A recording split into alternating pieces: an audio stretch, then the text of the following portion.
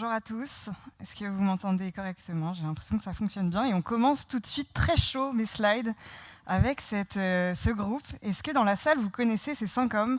On va faire à main levée. Est-ce que vous savez de qui il s'agit? Bon, pas un grand succès sur ce quiz people. Peut-être que vous connaissez par contre leur voix. Bon, ça me permet d'amener ma blague de départ avec un petit peu plus de confiance. Maintenant que vous connaissez les Backstreet Boys et leur succès Tell Me Why, je vous montre ce petit diagramme qui n'est pas de moi, qui sort des internets avec un grand I. Quel est le point commun entre un enfant de 4 ans, les Backstreet Boys et les product managers? Normalement, c'est ce Tell Me Why. Si je traduis, c'est dis-moi pourquoi. Le problème, c'est que j'ai l'impression que ce Tell Me Why, dis-moi pourquoi, il a un peu dérivé du côté des product managers, c'est-à-dire que c'est plus vraiment un vrai dis-moi pourquoi, c'est plus généralement quelque chose un peu passif-agressif, un peu opérationnel, genre pourquoi cette feature n'est toujours pas implémentée alors que ça fait 3 semaines que je la demande. Et donc, il y a un vrai enjeu autour du dis-moi pourquoi qui doit être un peu plus stratégique. Pour ce faire, j'ai pensé à fonder un cabinet de conseil qui serait composé uniquement d'enfants de 4 ans et dont la mission principale serait d'aller dans les boîtes et de suivre les product managers toute la sainte journée en leur posant la question dont ils sont très forts pour le faire: pourquoi tu fais ça, et ça pourquoi, et ça pourquoi. Bon, ça me permet de montrer aussi que Internet regorge d'images de stock d'enfants habillés en costume. C'est d'ailleurs anormal qu'il y ait autant de photos d'enfants en costume très corporate. J'en ai mis beaucoup parce que je trouvais que c'était quand même intéressant. Alors vous allez voir, la DA de ces diapositives, elle est bien à moi. C'est un peu comme les gens qui disent « ces tweets n'engagent que moi ». Cette direction artistique de slides n'est pas celle de Contrôle S, c'est celle de Roman Clément. Bon, pour une raison évidente de loi de 1958 qui est relative au travail des enfants et notamment au non-travail des mineurs de moins de 16 ans, ma petite entreprise de cabinet de conseil d'enfants de 4 ans ne verra pas le jour, mais vous pouvez me donner un peu vos avis si vous auriez dû la nommer. Concrètement, la question de l'utilité réelle, c'est ce dont on va se parler pendant les 25 prochaines minutes. Quand on se lance dans un projet, on se pose toujours normalement la question de l'utilité réelle. C'est un point clé, surtout si on veut travailler dans une démarche plus soutenable, plus responsable. Cette question d'utilité, je ne vous apprends rien, elle est complexe, elle demande de s'éloigner de nos biais, de nos égos et parfois de nos intérêts personnels. Alors, il y a des solutions un petit peu radicales, celle-là que j'ai vue sur LinkedIn, par exemple, il y a quelques jours, de restreindre le droit d'entreprendre afin que la création de sociétés nouvelles soit soumise à une obligation d'utilité sociale et écologique. C'est une des voies. Et là, pour le coup, le why, le tell me why, la question est vite répondue. Mais on sait bien que dans la plupart des entreprises, c'est pas comme ça que ça va se passer et on n'aura pas de hard law, entre guillemets, sur la question de l'utilité avant longtemps. Les product managers, j'ai l'impression, sont aujourd'hui encouragés à maîtriser le what, le pourquoi, et le how, le comment, tout au long de leur carrière. Beaucoup se concentrent sur l'exécution et sur les succès immédiats en s'appuyant sur des indicateurs qui sont pour la plupart du temps encore très commerciaux ou opérationnels et qui dictent les priorités. Pourtant, dans une perspective de position, je l'ai un petit peu dit au début, qui serait plus stratégique de la part de ces gens qui gravitent autour du product, la question du pourquoi, du why, prend absolument toute son importance. Il s'agit plus simplement de s'interroger sur l'impact business, même si ça reste important, et on l'a vu avec Decathlon juste avant, mais il s'agit aussi d'aller au-delà pour inclure des enjeux comme la responsabilité environnementale et la responsabilité sociétale. Alors volontairement, dans les 25 minutes qu'on va passer ensemble, je vais surtout me concentrer sur la partie environnementale. Mais si vous avez vu Bella Lotto ce matin, on admire beaucoup son travail et elle parle notamment des conditions de travail relatives au numérique. En fait, ce qu'on pensait être le dernier secteur où on pouvait vivre une démesure décomplexée grâce à la dématérialisation, eh bien, en fait, c'est un où les usages et le matériel qui permettent ces usages sont les plus désastreux pour l'écosystème écologique. Donc, comme l'a dit Laure, je suis Romane, je suis cofondatrice de Contrôle S, ça s'écrit comme ça. On a un musée depuis 5 ans des façons d'écrire Contrôle S qui sont rarement écrites comme ça. Et depuis 2020, donc, on essaie de mêler le design, les sciences sociales, mais aussi l'ingénierie pour traiter cette question du numérique responsable dans les organisations. Alors, ce sont aussi bien des grandes entreprises que de plus en plus de services publics et des territoires qui se questionnent sur comment réduire l'impact environnemental de leurs produits et de leurs services numériques. Ce qui est intéressant, c'est en mêlant design, ingénierie et sciences sociales, on se dit que la question du numérique responsable, ce n'est pas 3 lignes de code dans les DSI et que c'est quelque chose qui est généralement beaucoup plus complexe et qui se rapporte directement à la question de l'utilité. Je vous l'ai dit, le numérique, on a l'impression que c'est intangible, immatériel, la sémantique même du cloud. On a l'impression qu'en mettant nos informations sur le cloud, c'est un nuage au travers duquel je peux passer mes 2 mains. Et aussi une vision du numérique qui est automatisée. Et bien, tout ça, ça va avoir une série d'impacts environnementaux pour notre écosystème écologique. Aujourd'hui, le numérique, ça représente 4% des émissions de gaz à effet de serre mondiales. C'est un chiffre qu'on donne beaucoup, mais le plus ahurissant, le plus vertigineux finalement, c'est la progression de ce secteur qu'est le numérique.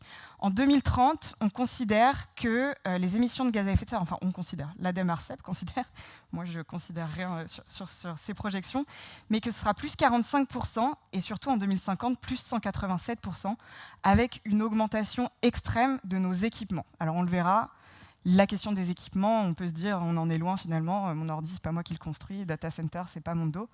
Et en réalité, les usages et les services et les produits numériques qu'on va créer vont avoir beaucoup d'impact sur les équipements et donc sur l'impact environnemental. Donc, ce qu'on va essayer de faire aujourd'hui, c'est poser la question radicale de la soutenabilité sur un temps long des techniques. C'est difficile de se poser des questions sur un temps long. La société n'est pas modelée pour qu'on puisse se poser des questions sur un temps long. Il n'y a que IBM et sa R&D à 25 ans qui peut en fait se permettre d'avoir ces réflexions un peu long cours. Mais pourtant, si on ne le fait pas maintenant, on va créer des produits et des services numériques qui sont des produits et des services numériques qui n'ont pas d'avenir, qui n'ont pas de survie possible avec les ressources qu'on est en train d'amoindrir. Je vais passer à ma première partie sur la question de l'éco-conception. L'éco-conception, c'est questionner l'utilité. Dans tous les référentiels d'éco-conception que vous pourrez trouver, que ce soit le RGESN, donc le Règlement général d'éco-conception des services numériques, que ce soit l'AFNOR-SPEC, éco-conception des services numériques, donc plus côté normes, ou que ce soit des guides comme le très bon guide de designer éthique que je recommande, le guide d'éco-conception de services numériques. La première question, c'est absolument toujours la même, c'est est-ce qu'il y a une utilité et c'est l'évaluation honnête de l'utilité du produit. Alors le RGESN le dit très bien, il faut éviter le service numérique inutile. Concrètement, dans tous ces guides, ça prend des formes qui vont être très différentes. Alors j'ai fait un pêle-mêle, à nouveau, vous voyez la direction artistique un peu brute, un peu brutaliste. Mais il y a beaucoup de questions qui veulent dire la même chose, grosso modo. Si je reprends l'exemple du RGESN tout à l'heure, si ce qu'on crée ne répond pas, par exemple, à un objectif de développement durable, qu'on appelle les ODD, ou ne vient pas régler l'un des enjeux des limites planétaires, alors le service numérique n'a tout simplement pas de raison valable pour que ce service existe. On comprend en fait assez vite que cette question des ODD, ça peut être un petit peu foireux. C'est-à-dire qu'on peut un peu faire entrer son service numérique dans l'ODD 8, promouvoir une croissance économique soutenue et le plein emploi. Ensuite, on va compresser 1 ou 2 images sur notre site web et on a un service numérique utile et éco-conçu. Dans les faits, ce n'est pas exactement comme ça que ça se passe. Bon, après, l'ODD 8 a une illustration, on serait bête quand même de s'en priver, avec quelqu'un qui arrose une plante avec une feuille dans la main, et donc on a quand même un peu envie d'aller vers cette ODD 8, et je le comprends. Mais en tant que concepteur et conceptrice, on peut être très bon pour faire entrer nos projets dans des cases, quand on a envie de les faire rentrer dans des cases. Et d'ailleurs, plus j'y pense, plus mon petit cabinet de conseil avec des enfants de 4 ans, ça pourrait fonctionner, mais à nouveau, je prendrai vos avis en fin de session. En fait, même avec toute la bonne foi du monde, du bon sens, des enquêtes utilisateurs même, nos biais personnels entrent souvent en jeu. Donc notre cerveau est conçu en fait pour limiter son effort. C'est-à-dire que si on a quelque chose qui ne va pas vraiment dans notre sens, ça demande plus d'efforts et donc on ne va pas forcément aller vers ça. Ce sont des biais cognitifs qui sont des raccourcis qui agissent un peu comme des filtres. Et un des plus connus, et que j'aime beaucoup, c'est le biais de confirmation. On surestime ce qui va dans le sens de notre opinion, comme j'ai dit, et on sous-estime ce qui va à contresens de notre opinion. Et je le sais quand on avance notamment dans un projet et quand on va possiblement parler de la question d'utilité, alors soit d'un service, soit même de fonctionnalité. On va faire des entretiens utilisateurs, par exemple, et puis on en a 4 qui vont dans notre sens, 5 qui vont dans notre sens, et puis le 6e, il ne va pas du tout dans notre sens, et on peut avoir tendance un peu à se boucher les oreilles et à chanter les Backstreet Boys, par exemple. Ah, je ne sais pas pourquoi ils sont là, mais ils sont là, ils sont avec nous. L'innovation veut nous impressionner. Pourquoi c'est important en fait qu'on se parle de tout ça ensemble? Parce que l'innovation nous fait un peu tous les 4 matins une sorte de levée de rideau phénoménal sur ce que la tech et l'innovation peut nous apporter. Et aujourd'hui, on n'a plus le loisir, entre guillemets, de tomber dans le panneau et offrir des compétences qui sont nos compétences à l'inutile, au futile ou pire, au faux utile. Je vais mobiliser 2 exemples un peu pour parler de ces innovations dans cette partie, qui sont le Web3 et l'IA. En fait, on porte un imaginaire sans cesse renouvelé depuis 40 ans, avec toujours des buts très louables qui sont mis en avant avec les techniques et la technologie. L'exemple du meilleur remplissage des camions, par exemple, c'est toujours l'écologie, le numérique au service de l'écologie. Regardez les magnifiques Tetris qu'on arrive à faire dans les camions, ça réduit vachement le trafic, c'est super. C'est l'exemple aussi de l'ambulance 5G, avec des médecins qui vont pouvoir intervenir directement auprès des malades dans les ambulances. C'est les pubs pour le métaverse que vous avez pu voir peut-être à Saint-Lazare il y a encore quelques mois, peut-être déjà quelques années, pour les docteurs, pour les étudiants, un peu plus récemment pour les pompiers. Et puis c'est l'IA générative for good avec des arbres qui poussent dans la tête des gens, et ça c'est quand même relativement incroyable. En fait, quand on connaît la répartition actuelle du web, et je pense qu'il n'y a rien de mieux que de se fonder sur des chiffres de choses qu'on connaît pour essayer d'envisager ce qui va se passer dans le futur avec des innovations technologiques, 22% aujourd'hui de la bande passante, c'est de la pornographie. Donc on peut concrètement se questionner, est-ce que tout ce qu'on est en train d'essayer de mettre en place avec ces innovations technologiques, avec le Web3 vertueux, avec l'IA for good, est-ce que ça ne va pas très vite se transformer en se toucher dans le métaverse, avoir des chatbots un peu vides et acheter des NFT pour Chanel? La question se pose réellement. Et en fait, s'il y a 2% des ressources aujourd'hui qui sont allouées à des usages vertueux, donc la vraie IA for good, la traçabilité, les prévisions extra-financières, mais que tout le reste sert à créer des plateformes de spéculation carbone, par exemple, ou une mise à disposition d'un abonnement ChatGPT dans les territoires pour l'inclusion numérique des seniors. Et je ne dis pas ça au pif, c'est arrivé récemment. Et ben en fait, tous ces efforts, on aura construit des infrastructures, on aura augmenté des infrastructures en disant, regardez, c'est vertueux, ça nous aide à aller vers la technologie, c'est l'IT for Green, c'est l'IT for Green, qui peut dire je suis contre l'IT for Green? Et en fait, on se rend compte que ces infrastructures, elles vont avoir des usages qui sont bien moins vertueux que prévu, qui seront dessus. Et comme je l'ai dit tout à l'heure, les usages sont intimement liés aux infrastructures. Aujourd'hui, le matériel, donc c'est-à-dire l'ordi que vous avez tous avec vous, le téléphone qui est dans ma poche, ça représente quasiment 80% de l'impact environnemental du numérique en France. Et donc, comme je disais tout à l'heure, on peut très vite se dire, bah oui, mais moi, je ne peux pas faire grand-chose, en fait. Enfin, j'ai besoin de mon ordi, j'ai besoin d'un téléphone, c'est pas moi qui l'ai construit.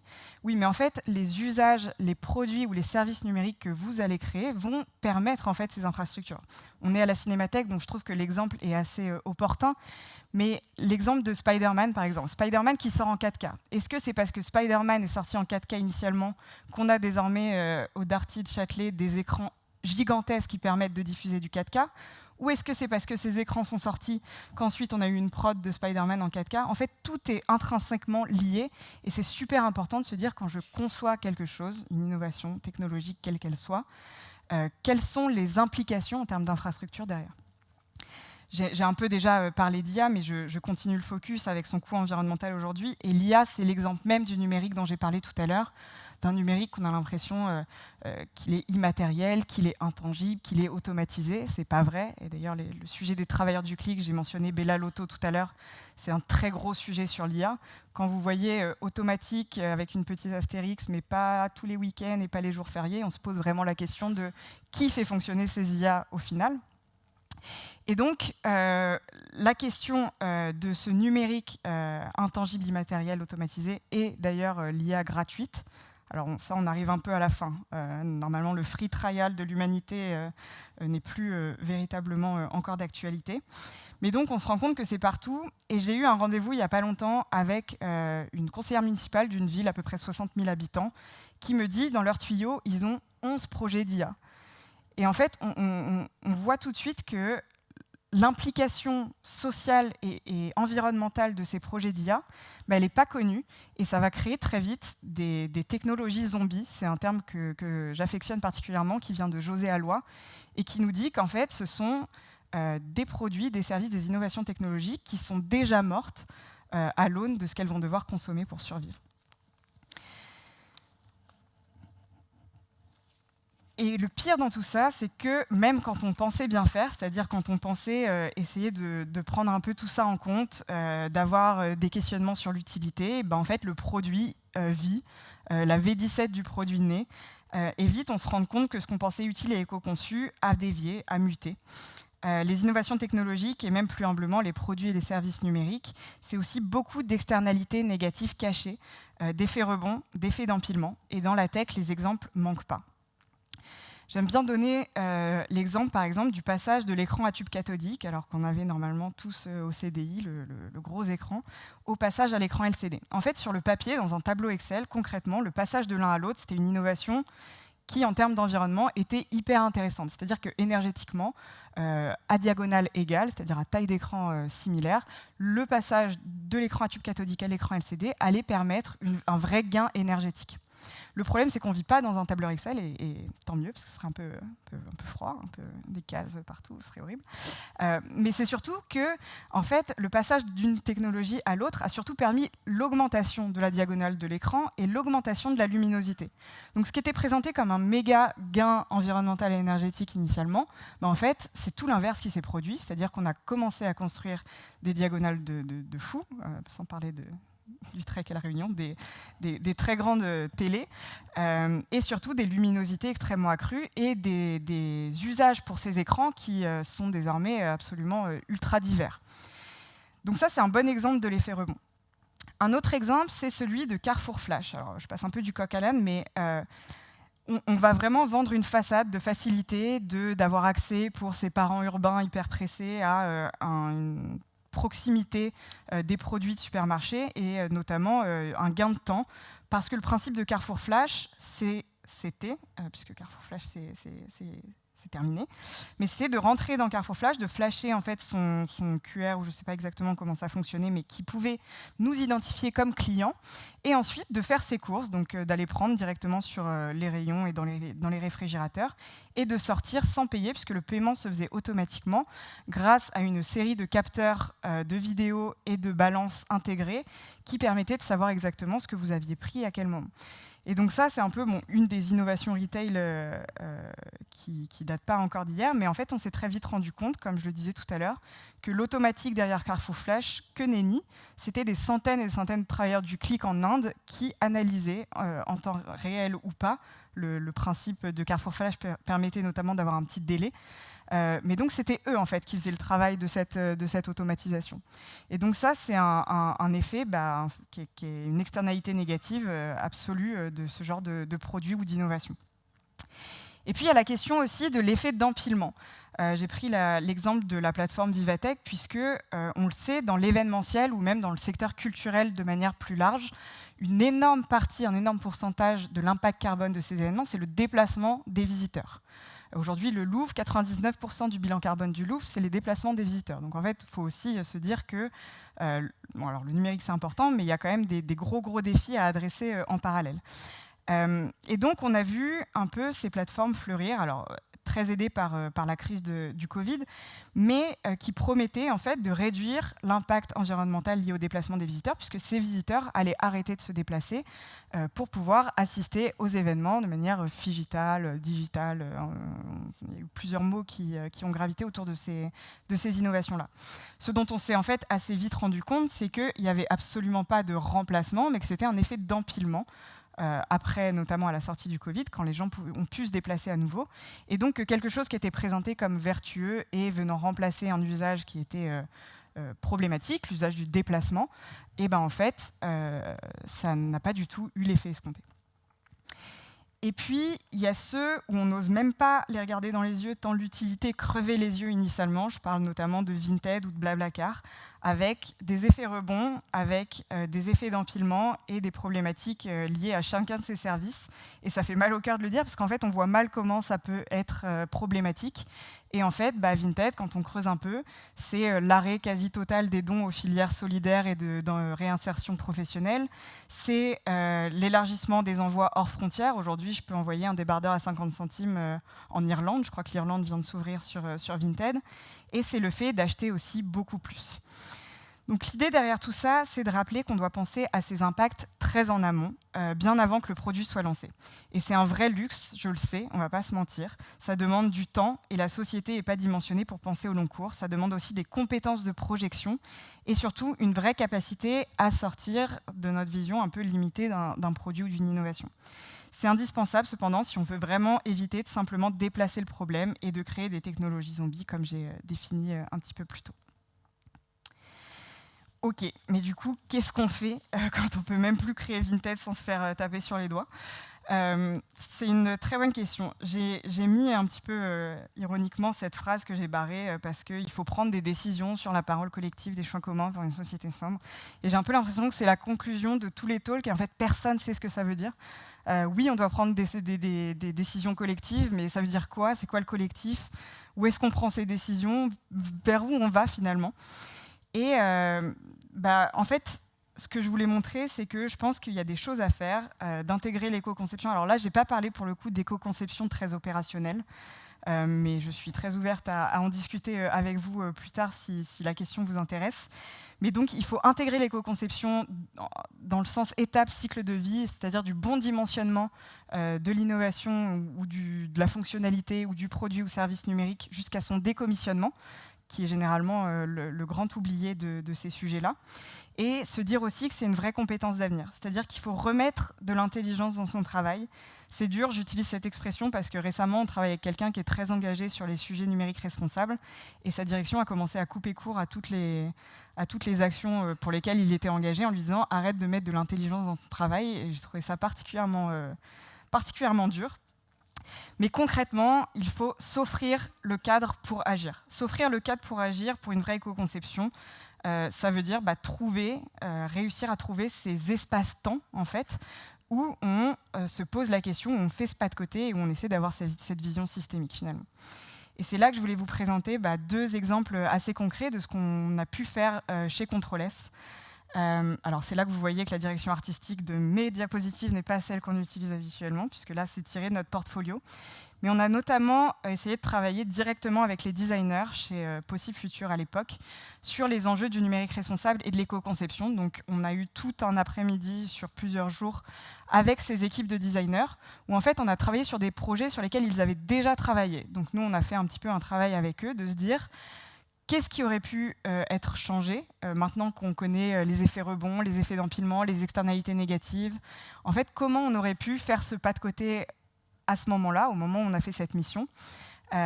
Et donc, c'était un moment hyper enrichissant et ça a mené notamment à la création d'une matrice d'évaluation multicritères, qui est une sorte de filtre normalement, qui arrive en amont des projets et qui permet aux designers, dans ce cas-là, de pouvoir avoir une meilleure prise de décision en prenant en compte les impacts autour de ça. Et ensuite, on proposait tous ensemble un parcours alternatif qui prend en compte les critères listés. Un deuxième cadre, pour le coup, qu'on a créé et qu'on offre au secteur culturel, c'est un lab numérique responsable dans la culture. Alors, on appelle ça un lab, mais c'est un programme de recherche-action. Le constat, c'est que dans des secteurs généralement d'intérêt général, donc qui peuvent être le secteur de la culture, le secteur du sport, le secteur de l'enseignement supérieur, par exemple, les acteurs vont se poser sensiblement les mêmes questions sur les enjeux numériques responsables qui sont propres à leur métier et à leur secteur d'activité. Ce qu'on voulait faire, ce n'était pas les prendre un par un pendant les 20 prochaines années et leur vendre sensiblement la même chose. Et on s'est dit qu'on allait donc les rassembler dans des promos. Donc la promo culture, par exemple, existe depuis 4 ans. Et en fait, chaque année, on a une vingtaine d'établissements culturels. Donc ça va être des gros établissements, par exemple le Louvre, le musée d'Orsay, le Mucem. Ça va être aussi des fondations privées. Ça va être des territoires, par exemple Rennes Métropole, Bordeaux Métropole, Strasbourg Métropole, qui vont ensemble réfléchir au numérique responsable sur 3 thématiques par an. Donc, par exemple, les thématiques, elles sont très propres au secteur. Ça va être archivage et conservation, communication sur les réseaux sociaux, ça va être des questions de mutualisation, d'outils, de logiciels. En fait, on va essayer vraiment d'avoir des programmes qui sont très niches sur ces sujets et de leur offrir le cadre et le temps de réfléchir sur 8 mois, encadrés par nous, par notre force de production aussi et de création, de pouvoir réfléchir à ces enjeux. Et l'idée, c'est qu'à la fin de ces promos, on ait 3 prototypes qui répondent un peu aux problématiques qui ont été posées sur les différents enjeux, qui sont des prototypes en licence Creative Commons, donc qui sont accessibles à tout le secteur culturel et au-delà, et qui vont permettre d'allumer la mèche finalement, de lancer les questions de réduction de l'impact environnemental du numérique sur leurs problématiques à eux. Et donc ça, c'est un programme qu'on a vocation à dupliquer dans d'autres secteurs comme ceux que j'ai cités tout à l'heure et qui fonctionnent très bien de par l'aspect mise en commun, création de commun aussi, et puis passage dans en fait, une moulinette très séquencée de problématisation, enquête terrain, idéation, prototypage et restitution à tout le secteur qui fonctionne finalement très bien pour avoir ce cadre-là. C'est la fin, je crois que j'ai un merci, voilà, avec un point d'exclamation.